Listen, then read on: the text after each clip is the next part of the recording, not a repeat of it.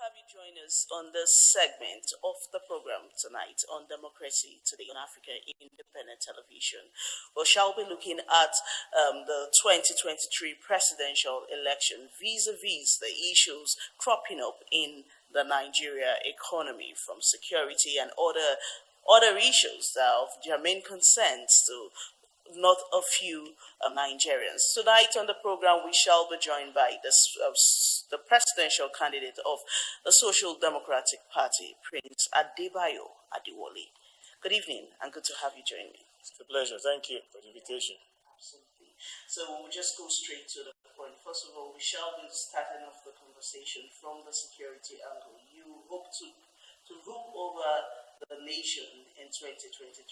A population of about 200 million Nigerians, and one wonders what you have that will, upturn the tides in the country. Well, thank you. I don't intend to rule over the nation. I intend to serve the people of Nigeria. But the tide is not that high. It's just that the government is lying comatose. So, however low the tide is, if you are lying on your belly, the tide will be high. But if you stand on your feet, you can't do better. What is happening is that there is a reason why Thomas Hobbes said that we should have a government, so that life will not be short, brutish, and nasty. And that's the essence of having a government. So the mere presence of a government will regulate behavior, will regulate interaction, and if you were to score the present government in any examination, you can't give them 100, you can't give them 70, you can't give them 50, you can't give them 10, you can't give them 0. You give them absent. Absent. It's like someone who has an examination and didn't show up. There's nothing the examiner can write. You can't write 0, you just write absent. And that's why they've been absent at the job. Right, I'll take some of the statement you have just made in your opening remark. You did say that the government is lying comatose. Yes. For the millions of viewers out there viewing that at this moment, we want to understand what you mean by government is lying comatose. Okay, see, a government is an institution that requires people to go inside and perform certain functions. So it's like a plane parked at an airport. It needs a pilot to go into the cockpit. It needs an engineer to tune the engine. It needs people to fuel it. And then you start to do other things. Then you test and you fly. But if those who are supposed to go inside that plane to operate it don't show up, even though you have a ship pilot, you have a ship engineer, but they don't show up, what's happening is that we elected a president who doesn't show up for the job. It's not that the job is hard. It's not like Boko Haram people are bulletproof. There's nothing special about any of them. It's that the person there is not showing up. Now, the danger there is that if it doesn't show up, the rest of the government is shut down. Because by law, you must go to the president for approval on most things. That is how we have written our constitution. And we have not diffused our power. We've concentrated the power in the hand of one person. That's why you see me, I'm running for president. If it was a parliamentary system of government, I would be running to be a member of parliament, hoping that when I get to parliament, I will persuade a number of my colleagues, then we can form together and form a government. I could be a minister in that government. And if that government doesn't do well, I can resign from that government. And if many of us resign, the government will collapse. But in this country, once you elect one person as president, you have an executive branch of government. Whether he appoints ministers, he doesn't appoint, the executive is fully constituted the day the president and the vice president are elected. There are also checks and balances. Checks and balances come when there's something to check. The only thing you can do with respect to the present administration is to remove them. There's nothing to check because it's obvious that they're not doing the job. They themselves are saying they're not doing the job.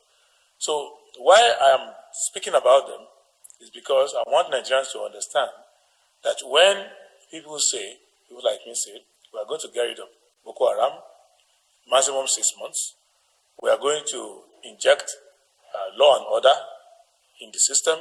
When we say that we are going to abolish poverty in 2 years, don't say, but these people have been there. They didn't do it. How are you going to be able to do it? The reason is because they are not even doing the work at all. It's just a bunch of incumbents who come in there. They appoint people regardless of their qualification. When they appoint them, they leave them without supervision, regardless of performance or non-performance. Even when you have feedback that they're not doing well, they just leave them. You will recall that the president said when the Kuje Correctional Center was attacked, that one, he wasn't aware and he was shocked. That shows to you that he wasn't doing his job. Because even many people in town knew that there were threats around that area. People who worked there were already taking precautions. So almost everybody except the president himself knew that something was about to happen.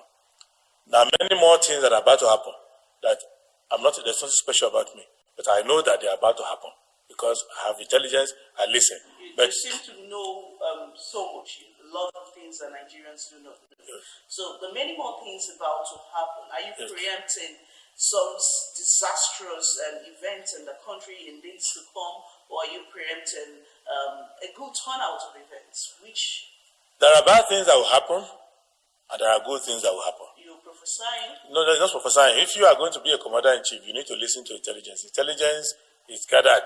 That's why you have a government. Government is present everywhere. There's a policeman at Semeboda. There is a custom man at Ijiroko. There is a DSS man following people around. So the job of the chief executive and commander-in-chief is not to look at those people as decorative items or people to give you salute.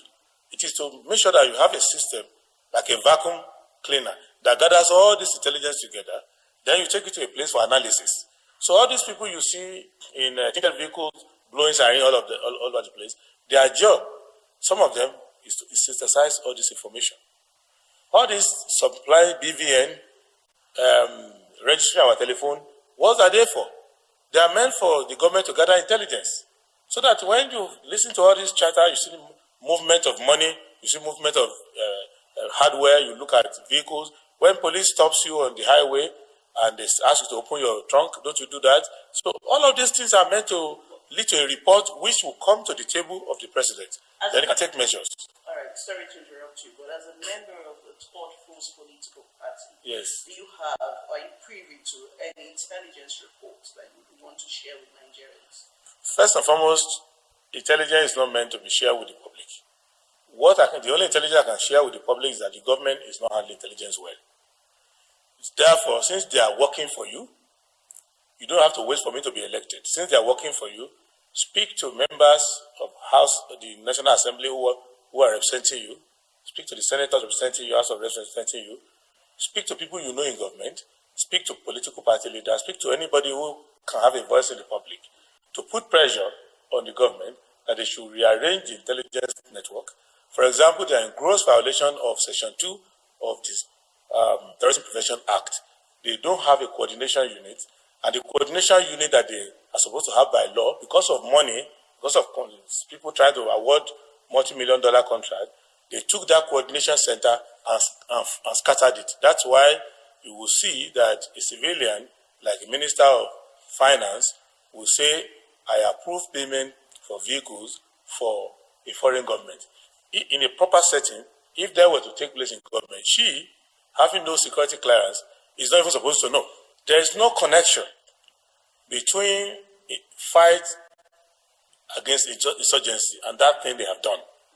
Because the approval process, the processing, is not how security things are processed.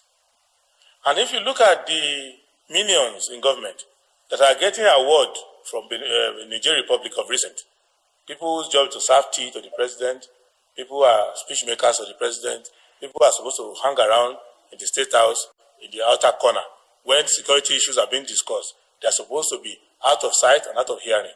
They are the people who Niger Republic is giving award for international cooperation. So you know that the whole thing is just a shambolic thing. The agencies that are responsible for this international engagement, they know how to get their funding. And Nigeria, and they're not short of funding. Some of them know exactly what to do. What is happening here is just a Boy Scout operation. Don't even be too sure, unless you go and investigate. It's a Boy Scout operation. Don't be sure that, for example, the president of Niger got all those vehicles. We are not sure of that. We are not sure of the contractor who was paid that money. So it's just another day in government where somebody who has access to the president goes to him with an ill-digested proposal, and since there's money to be made, they band together and confuse and populate the old man. He signs, whatever he signs, he's forgotten about it. Now that it's coming up, he can't remember which day he signed it, for which country he signed it. The whole thing goes on like that. When a whole 18-tire truck cannot carry one bag of cement, you know that something is wrong somewhere. Because the capacity of an 18-tire truck to carry one bag of cement of 50 kg should not be in contention. So the Nigerian army, even one sector of it, 82 division alone, should be able to wipe out the entire Boko Haram installation. And when you study them, because Nigerian media is part of Nigerian society, we are not curious, we are speculative. That is why BBC will come to Nigeria and be doing documentary of things that are happening in our backyard, but we listen to politicians, we don't question them. If you go around and look at the formation of Boko Haram, if you study everything, if you encounter them, you discover that they are a ragtag. And if I am commander-in-chief and the chief of army staff comes to me and says that Boko Haram is giving me problem, I'll give him 2 weeks to go and resign or to go and get rid of them. All right, we would move over to other issues, and I would ask you this also. What plans do you have as regards cushioning the effects, the economic challenges in the country, the shortfalls we're having? Some analysts have said that the country is at the verge of collapsing. The economy of the country, rather, is at the verge of collapsing. Do you agree with that analysis? Oil price is above 100 now. They've not sent any money to the treasury for the past 5 months. And 80% of the crude oil that we are producing are just being sold in the afternoon by thieves who are in government and thieves who are on the field. That money doesn't come anywhere. You will remember, if you were in Nigeria a few years ago, that Sanusi Lamido, who was governor of Central Bank, was having an argument with Dr. Adewole over $20-something billion that the NNPC did not remit to the Federation account. Right now, it's worse because NNPC doesn't even have the money. They just take the crude and share the money. So there are lots of people in government today who are wealthy overseas. They have enough money to buy their own country if something goes wrong with this one. So that is why you have a problem with the economy. The third problem you have with the economy is that they are trying to escape from the economy they have created. People in government, both APC and PDP, they are trying to escape from the economy they have created. So when somebody steals 100 billion... The PDP is still in government. Of course. I checked. The APC has been ruling the country. Go back and check it. 8 years. Go back and check again. Go to Federation Account Allocation Committee. You will see that PDP governors come to collect money. APC governors come to collect money.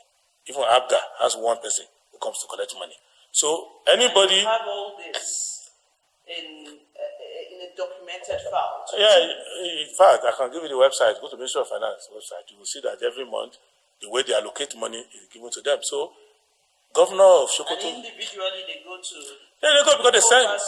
Yeah, because you go to FARC every month. That's the Constitution of Nigeria. Every month, there's a Federation Account Allocation Committee, which consists of commissioners of finance representing their governor. They come to the place, and all the money that the country has made is now shared according to the formula which the Revenue Commission approves. So they share this money. But all of them, after collecting the money, they are trying to escape from the economy they've created. So they are putting pressure on the dollar by converting lots of this money to the dollar. So that is why there's pressure on the dollar. I believe that you have neighbors, you have co-workers, you have friends. How many of them have bought dollar recently? So why is dollar getting scarce? It's because a lot of illicit naira is going to the hand of people, and they don't know what to do with this money. They used to buy properties, they used to do anything, they used to take money overseas. Maybe they're having blockage or they're having change of mind. But a lot of the money has been converted to houses and buildings in Dubai. So all of these putting pressure on the foreign exchange. So that's the problem. In addition to the fact that there's low productivity going on. And why is there low productivity? I'll give you an illustration. That illustration comes from the government. There's a man, I don't know if you've heard of him recently. It's called Raji Fashola. He's supposed to be Minister of Works and Housing. So now, we've not heard of him for some time. He just disappeared. Then suddenly he appeared on TV and said that he couldn't finish Badagry Lagos highway. He couldn't finish Shangwata highway. Ibadan is struggling with that for the past 15 years. He inherited it. He's still struggling with it. And they asked him, what's your problem? He said, well, in one of the roads, the one to Badagry, $50 billion naira is the contract value. But he was given 200 million. So as a result of being given 200 million, he couldn't do anything on the road. But out of creativity, he found somewhere he could borrow money. So cook. Now he borrowed 7 billion. So he went and, if you have a 50 billion contract and you have 7 billion, you just be wasting your time on the road, blocking road, men at work, they don't work because just 7 billion can't go anywhere. So he's just wasting everybody's time. People will say, oh, the road will soon finish. Now, in that same government, that same week, where he's lamenting that he couldn't do these roads because he doesn't have the money, one small person in the government, called Accountant General, whom you don't mention his name all the time, has actually taken 190 billion. And it's not the only one taking money that day.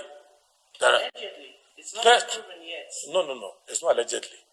If he's in government and his own government is accusing him, remove allegedly. Allegedly is for outsiders.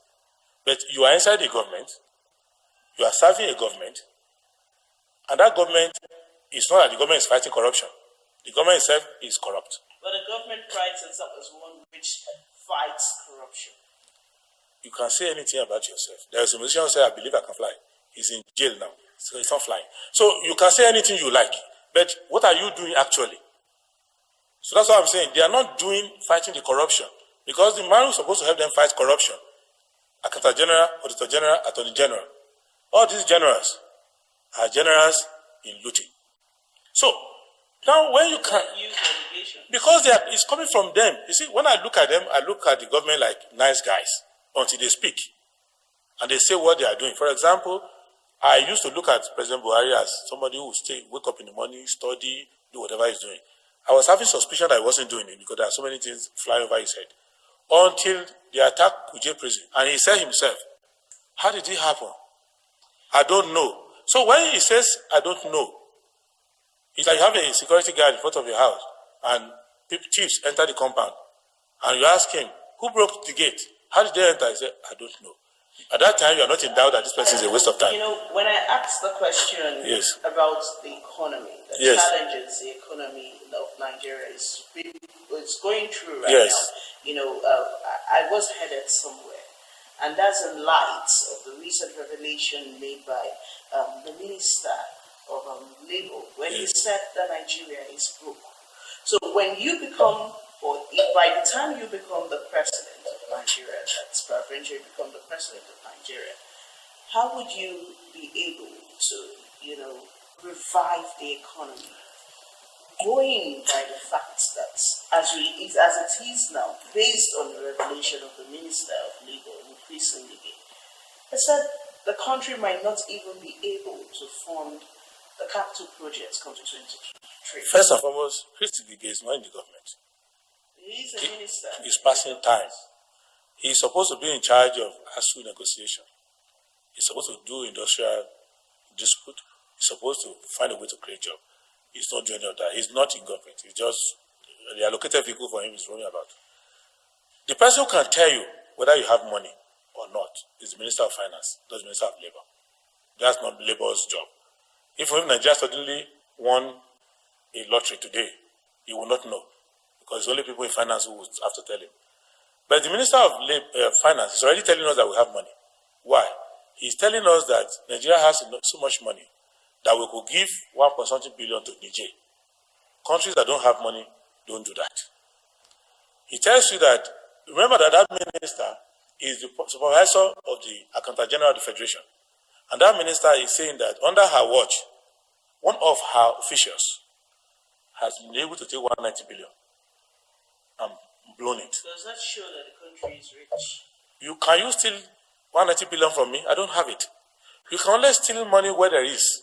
Remember what David Cameron, former Prime Minister, then Prime Minister of the United Kingdom, said to the Queen, that the money that has been stolen out of Nigeria, if it was stolen from Britain, the country would cease to exist. But what will you be doing differently? What I will do differently is first I will kick out all the auditors. There will be no chief in government. Beyond rhetorics. No. If you don't have thieves in government, you can deal with the thieves outside. The thieves in government, you can go and bring Adam Smith to come and run the government.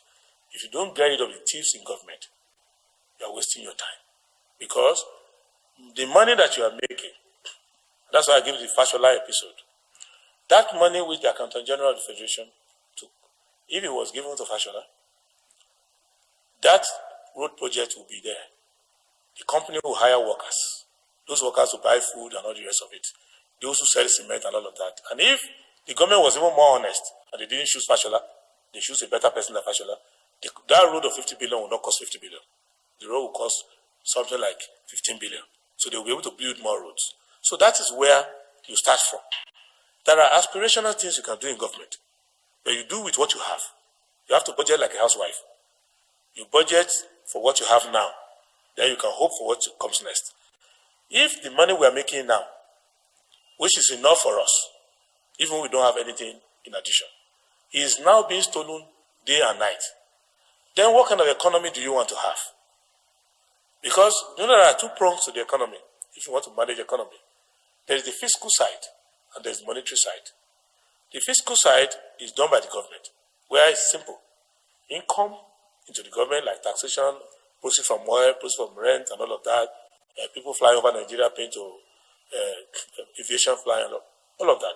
Airline flying to Nigeria, they pay passenger agreement fee. Even when you fly, you pay taxes. All of that money combined is the fiscal earnings. That's the income that comes to Nigeria. Then the expenditure is what you contain in the budget as the expenditure. That side, and I've given you a report now that all the money that is coming, 90% stolen. Now, before the 90% stolen, 80% of what you come in is already stolen outside. When they're stealing the oil, it doesn't even come in. Allegedly. Yeah, allegedly, until we have no food to eat anymore, allegedly. What do you have for the foreign direct investments? Before you go to that one, the second element of it is that there's a monetary element. Because outside the government, there's money generally in the economy. The woman selling akara is not at the government, but she can put her money in the bank and all of that. So, the central bank is in charge of monetary management. In which case, if central bank wants you to do agriculture, it can tell banks to lend to agriculture sector at single digit. So people will go there, they have blown that one too. To the extent that the central bank governor has become part of them, he's even using the money of the central bank to say he wants to run for president. So if you mismanage that component, and how do you know the mismanage component? You don't need to sympathize with them. There are three things you are going to use to know. One, look at inflation. Inflation is the business of central bank.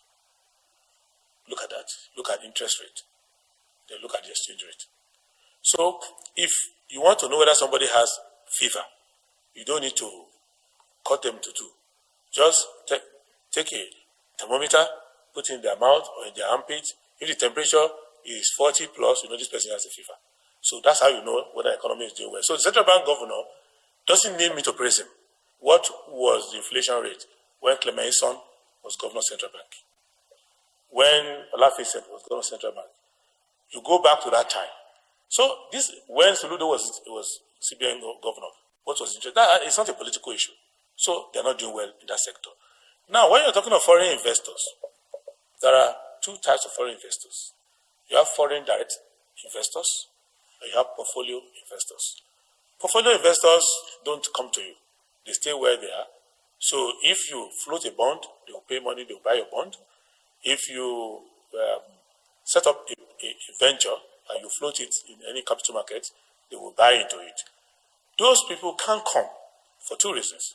One, the arbitrage is called, I want to use simple language. The gap between the official rate and the real rate is too wide. It's about 53%. Last week, it was about 55% when I monitored it last week. That's the official rate and the proper rate. It was 55%. The allowable macroeconomic variance that is allowed is about 2%. And a country like Kenya, a country like Tanzania, their economy is not as big as ours, are able to stay within that variance. We are not able to stay so. Our interest rate must be single digit for any direct investor to come here. Because the direct investor is bringing either his capital or his money. That's why we have an agency called NOTAB. That NOTAB is supposed to help them to come in.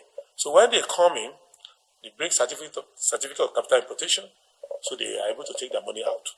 So, but in order to do so, if they are coming to Nigeria to produce, because they are coming with foreign currency, which normally will be dollars or renminbi of China. So when they come in, or euro, when they come in here and they start operating, let's say an airline like British Airways, they come here and say, let's start an operation.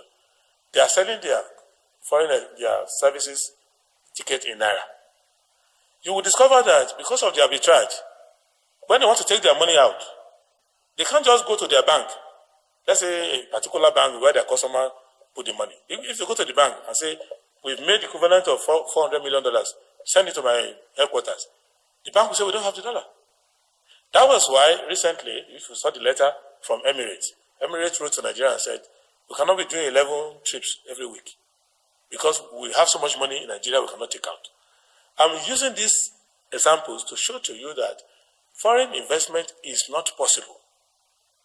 The people they are bringing in and calling foreign investors are their money laundering partners. Because anybody who goes to a bank, I've done that for many years as a lawyer in New York and other places. Anybody who goes to a place to take a loan, to go to any territory to go and operate, the bank will ask you all these parameter questions I'm asking you. Rule of law, how long does it take a case to end in court in case somebody sues you there? What is the interest rate? What is the compatibility of it? All over the world. And that is the case. And that is where the government is failing. What I would do is first kick out the central bank governor very quickly. Put somebody there who is a central banker. This one is not a central banker at all. He doesn't know anything about it. So I put a central banker there and I have a number. I have about 17 to 20 people I know who are very good who can be central bankers. You put them there. What they will do is call the governors meeting in the central bank, because the governing body for monetary management is the governors. It's called governors meeting.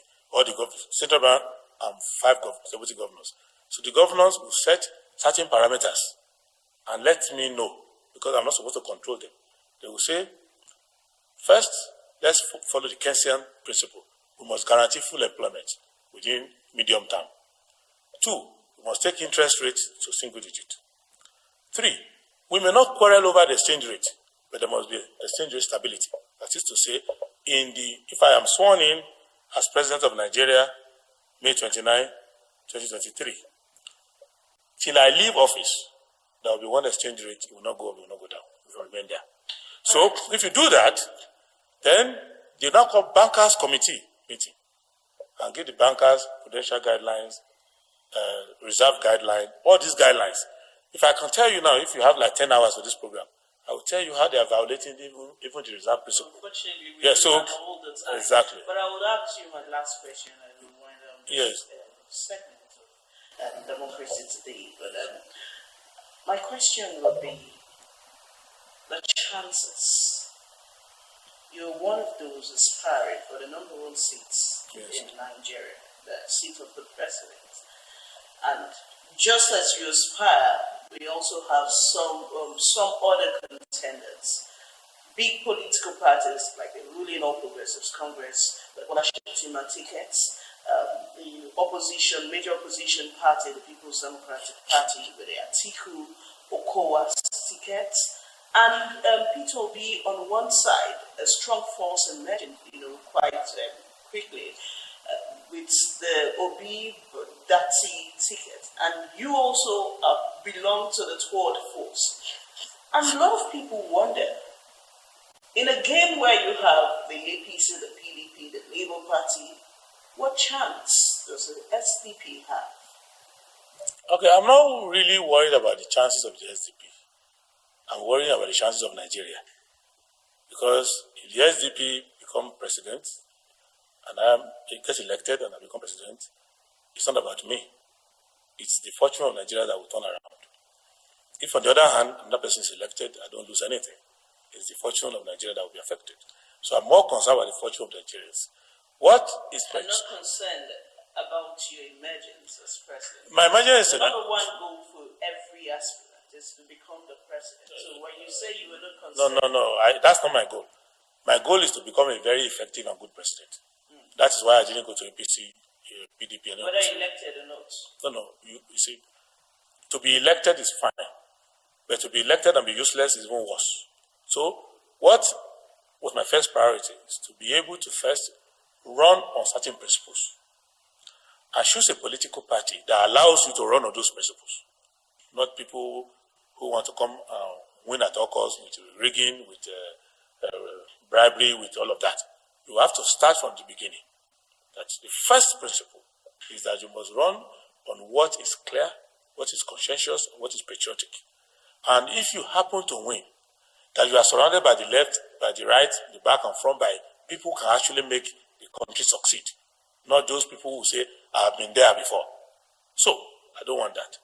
Next to that is to run clearly and make your case to the Nigerian people.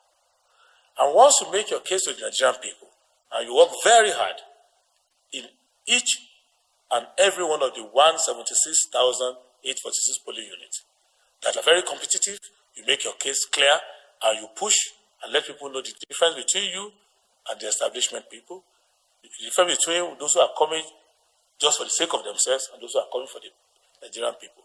If you make that case and you sell your vision to the people, winning is easy. But if the people get deceived like they were deceived in 2015 and they didn't have clarity as they didn't have in 2019, then 2023 will not be the watershed that we're looking for. So my job, my being here in the first place, is based on that principle, that you come and state the problem facing the country, the solutions that are abundant, even staring us in the face, that solutions that are there, and the kind of discipline, character, and competence that you need to bring to bear to execute each of these offices that are working for the presidency. And once this is clear to the people, it's now left to the conscience of the people. So on election day, for someone like me, if I have done my best and I've explained and I've gone everywhere, and I know that majority of those who are going to the polling booth know what I stand for, know what the party stands for, and they can see the bifurcation between the terrible past and the visionary future. It's now, I trust Nigerians to make the best judgment, because most people I have spoken to are asking me questions with respect to their family.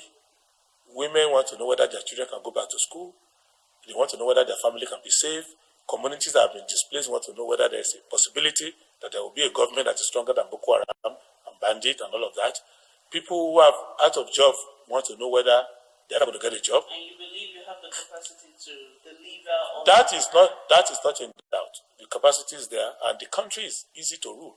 You see, because it is not a country in which you have to go outside for solution. If you are looking for manpower, the manpower is there. If you're looking for resources, it's there. If you're looking for anything, and the country is making a lot of money, and there's a lot of money. And let me tell you, the government is not broke. It is wrong. The government is broken. The mere presence of someone like the government shows that the government is broken. So, because the government is broken, and all sorts of people found themselves inside, and they are all looking after themselves. So, as a result of that, everything is going back under their watch. For example, I can understand if ASU is on strike because we don't have money to pay teachers. What I cannot, for the life of me, understand is that the money to pay ASU is in Tertiary Education Trust Fund. The money that is in third fund today is enough to take care of ASU, all their backlog, current pay, and payment for the next 10 years. Yet they are on strike. Other countries, remember, if you're familiar with history, there were some Caribbean countries in the early 70s who could not pay salaries at all, because the countries that have given them aid withdrew the aid. Nigeria went and paid the salaries.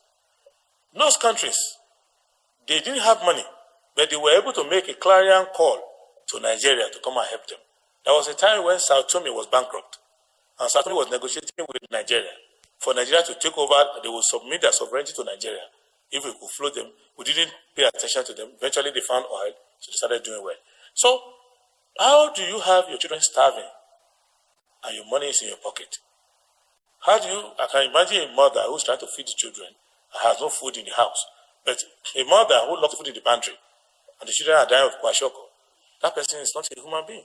So that's why I'm looking at it. That's why you see that when I'm asked to assess what is going on, even in the best of the language, if you want to be honest,